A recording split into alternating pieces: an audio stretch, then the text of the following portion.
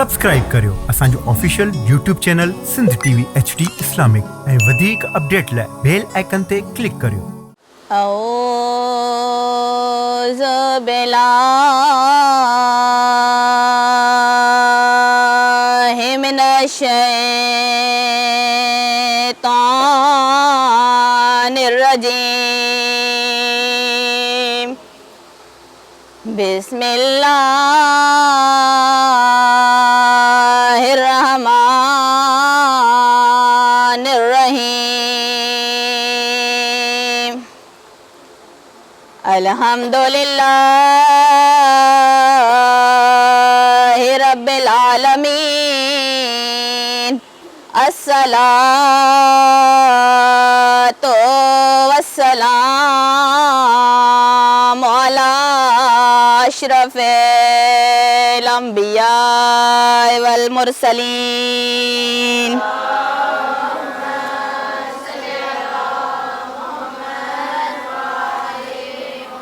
वालिहि तय्यबीन ताहिरीन अल मासूमीन अल मज़लूम अल्लज़ी क़ाल इंद वक्त वदाए मिनल ख़य्याम या ज़ैनब वया रुक़य्यत वया सकीना में जारी या ज़हरा अलैहिस्सलाम। सलावत।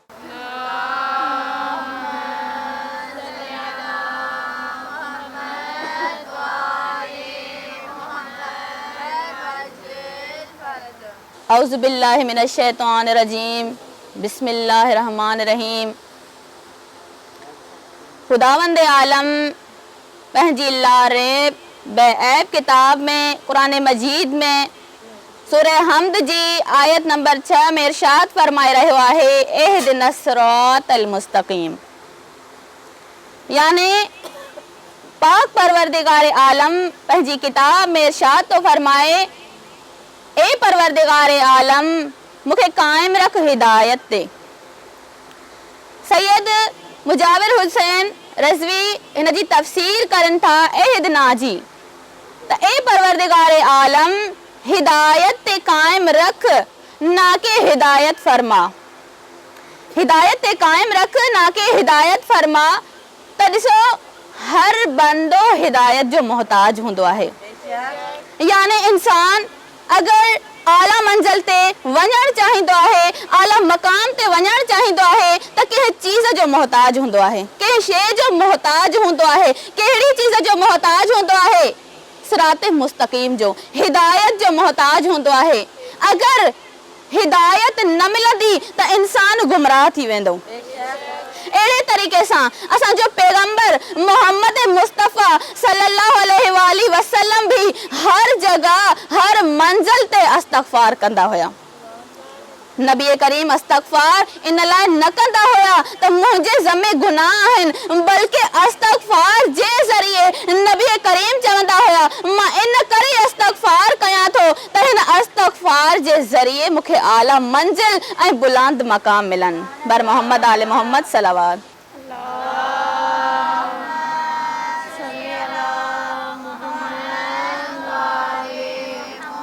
हिन इस्तग़फ़ार जे ज़रिए मूंखे बुलंद दर्जात ऐं मक़ाम हासिल थियनि।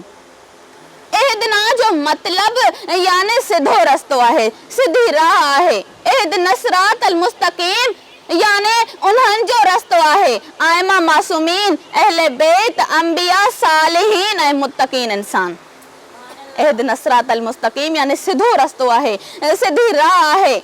जंहिं तरीक़े सां इब्न अब्बास ऐं जाबिर फरमाइनि था त सिधे रस्ते खां मुराद उहो दीन आहे जेको दीन इस्लाम आहे।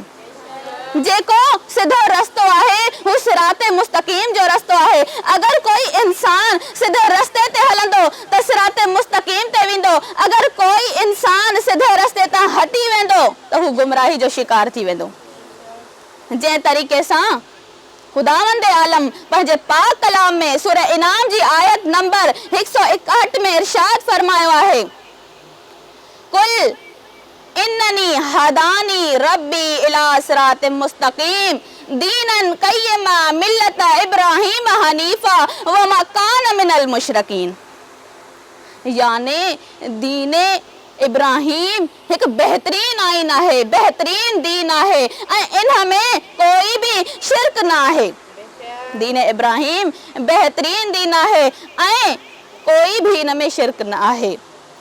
बर मोहम्मद आले मोहम्मद सलावत।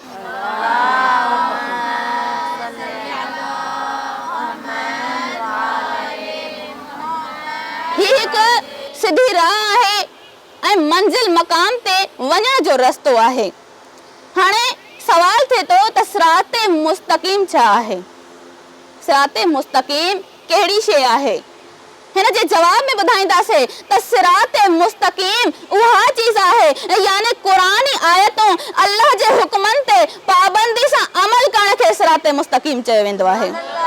अल्लाह जे हुक्मनि ते यानी अल्लाह जेके असांजे मथां शरीयतूं नाफ़िज़ कयूं आहिनि, शरीयतूं असांजे मथां पाबंदी सां रखियूं आहिनि, हुकुम ॾिना आहिनि, अगर उन्हनि खे पाबंदी सां अमल में रखंदासीं त उनखे ई सिराते मुस्तकीम चयो वेंदो आहे। बर मोहम्मद आले मोहम्मद सलावत।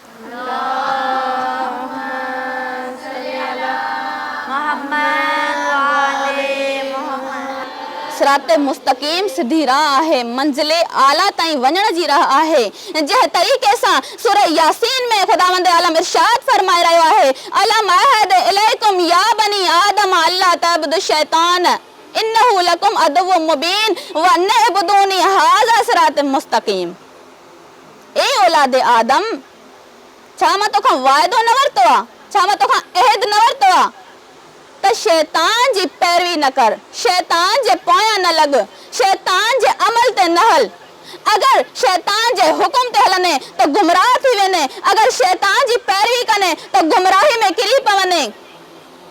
तू परवरदिगार आलम जी इबादत कर, तू मुंहिंजी ही इबादत कर, मुंहिंजे ही अमल खे हासिल कर, मुंहिंजे ही हुकुम ते हल।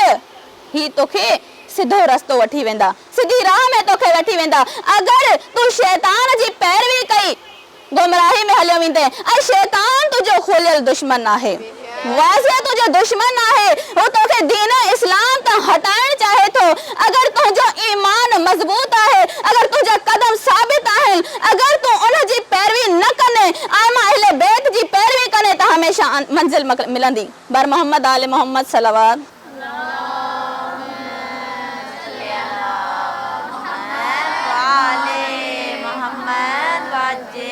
जंहिं तरीक़े सां खुदावंद आलम सूरह आले इमरान जी आयत नंबर 101 में इरशाद फरमाए रहियो आहे, व मन यअतसिम बिल्लाहि फ़क़द हुदिया इला सिरातिम मुस्तकीम।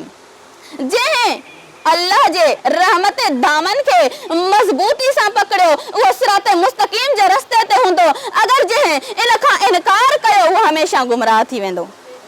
यानी असांखे घुर्जे त असां सिधी राह ते हलण जी कोशिश कयूं, असां दीन मोहम्मद ते हलण जी कोशिश कयूं, न कि शैतान जी पैरवी कयूं। छो जो शैतान जी पैरवी कंदासीं नुक़सान में वेंदासीं, मोहम्मद आले मोहम्मद जी पैरवी कंदासीं त हमेशा बुलंद मकाम मिलंदो। ही मकाम आला है, मकाम मंजिल आहे। अगर कोई दीन इस्लाम ते मजबूती सां कदम रखंदो त हुन जा हमेशा बुलंदी जी तरफ हूंदा। अगर कोई इंसान सिराते मुस्तकीम तां हटी वियो त गुमराही जी तरफ वेंदो। ऐसी ताईं असांजे मोहम्मद मुस्तफ़ा सल्लल्लाहु अलैहि वसल्लम इरशाद फरमायो आहे त मां सिराते मुस्तकीम आहियां, मां सिराते मुस्तकीम आहियां, मूंखां बाद मुंहिंजो अली सिराते मुस्तकीम आहे, अली खां बाद तमाम अहले बैत हुज्जत ताईं सिराते मुस्तकीम आहिनि। ऐं इरशाद फरमायो आहे त क़यामत जे ॾींहुं उहो बंदो जन्नत में वेंदो, उहो बंदो जन्नत में वेंदो जंहिंजे हथ में अली जो इजाज़त नामो हूंदो।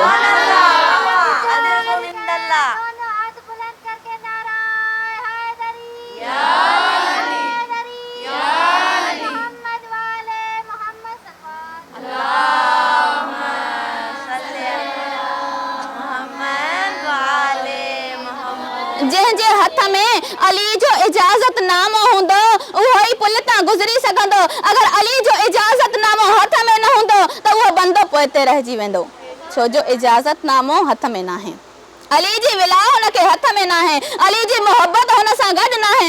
अगर जंहिं जंहिं मंज़िल ते अली जी मोहब्बत असां सां गॾु हूंदी त कॾहिं पोइ ते नथा हटी सघूं।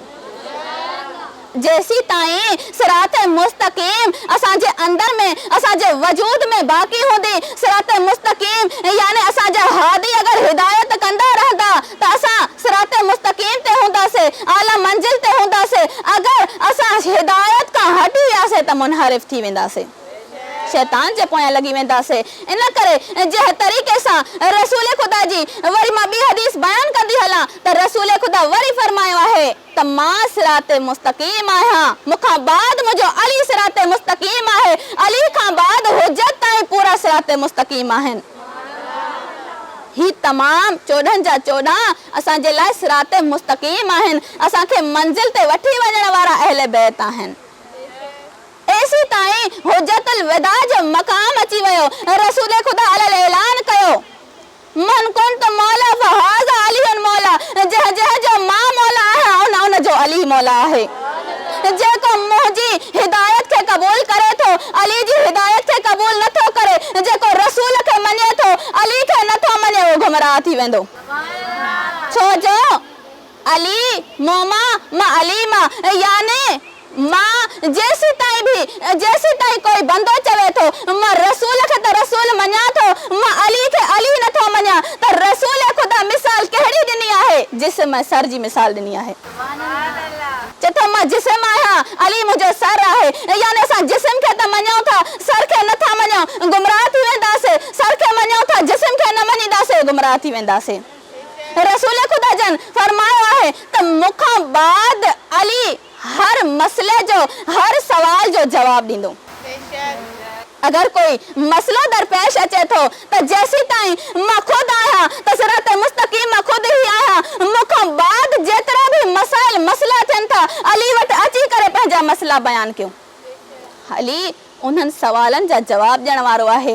अली खे उहा ई कुवत आहे, छो जो अली खे इल्म किथां मिलियो आहे? अली खे इल्म रसूल जी लाबेदहन मां मिलियो आहे।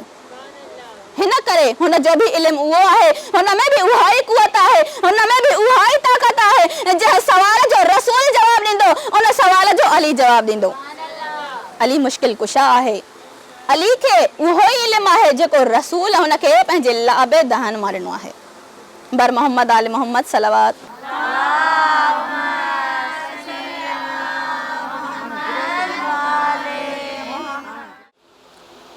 अज़ादाराने मज़लूम करबला, वक़्त जी बिल्कुल कमी आहे, इन करे मां तव्हांखे ज़हमतूं घणियूं न ॾींदमि। चंद जुमला मसाइब जा तव्हांजे आॾो पेश कंदमि। अज़ादाराने मज़लूम करबला जॾहिं न मैदान में वञण जी बारी ईंदी आहे, जंग जी बारी ईंदी आहे, हुन वक़्तु जनाब कासिम मौला हुसैन वटि ईंदा आहिनि, चाचा जंग जी इजाज़त ॾियो। हाँ, मौला खां जंग जी इजाज़त वरिती आहे, इजाज़त न मिली आहे। मां जे ख़ैमे में शहज़ादो ईंदो आहे, चवंदो अम्मा जंग जी इजाज़त चाचा कोन ॾिनी आहे। जनाबे सैयदा बीबी फरवा पंहिंजे शहज़ादे खे वठी करे मौला हुसैन जी ख़याम जी तरफ़ ईंदी आहे, मौला जे ख़ैमे जी तरफ़ ईंदी आहे इजाज़त वठण। जीअं न मौला जी नज़र पवंदी आहे, पंहिंजी कुर्सी छॾे उथी बीहंदा आहिनि, चवंदा आहिनि अम्मा अगर कोई कमु हुयो त मूंखे सॾे वठे हां, मां तुंहिंजे ख़ैमे में पुॼी वञा हां।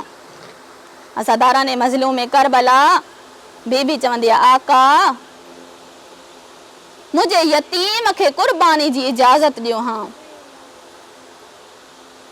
लेकिन बीबी चवंदी आहे मौला हर मां जी हिकु हसरत हूंदी आहे त मुंहिंजो लाल जवान थिए, हिनखे सहरा ॿधां, मेहंदी लाहियां। हे माउनि जूं भेणुनि जूं हसरतियूं हूंदियूं आहिनि। अज़ादाराने मज़लूम करबला ईअं ई सैयदा जी बि हिकु हसरत हुई त मां पंहिंजे कासिम खे दूल्हो बणायां। कासिम खे मोड़ गाना ॿधा मेहंदी लाहियां। इजाज़त मिली वई आहे। अली अकबर मौला अब्बास वठी आया आहिनि। चवनि था मौला बीबिन खां विदा करे आ। शहज़ादो कासिम जॾहिं विदा करण जे लाइ आयो आहे, दूल्हे जो लिबास पाए ख़याम जी तरफ़ ईंदो आहे विदा करण जे लाइ। जंहिं जंहिं ख़ैमे में वेंदो आहे हर बीबी रोईंदी आहे, गश थी वेंदी आहे। अज़ादाराने मज़लूम करबला मौला अब्बास वठी ईंदा आहिनि, हर बीबी जे ख़ैमे में विदा कंदा आहिनि।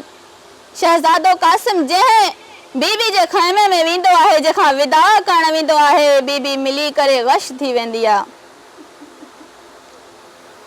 अज़ादाराने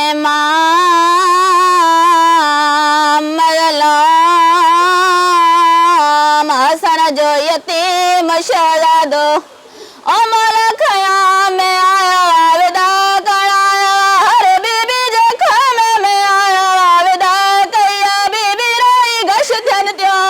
ओ मौला हुसैन जो लॻो अब्बास किथे कासिम जी मां मरी न वञे। अज़ादाराने मज़लूम विदा कया, ख़याम जी तरफ़ हलियो आहे। ओ शहज़ादो ख़याम जी तरफ़ आयो आहे, जंग कई आहे, जंग कंदे कंदे और थियो। ओ कोई लाइन चई रहियो आहे जो त हसन जी शुजात पियो ॾेखारे। ओ कोई मलान चवण लॻो आहे जो त जंग अली वांगुरु पियो करे।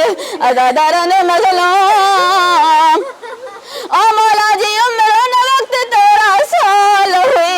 ओ जजा घोड़े जे रकाब में पैर बि कोन पिया पुॼनि। अज़ादाराने मज़लूम शहज़ादो जंग कंदे कंदे ज़ीनता ज़मीन ते आयो आहे। ओ जॾहिं ज़ीनता ज़मीन ते आयो आहे, मौला हुसैन खे सलाम कयो। अस्सलाम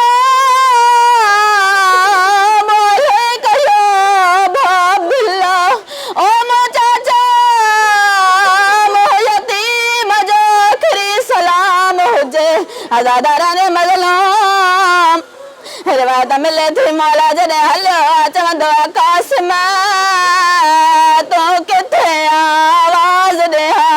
ओ हर टुकड़े मां आवाज़ आई आहे चाचा मां हिते आहियां, चाचा मां हिते आहियां। हर टुकड़े मां सदा ई आहे मौला हुसैन आया पंहिंजी अब्बा ज़मीन ते विछाई आहे। ओ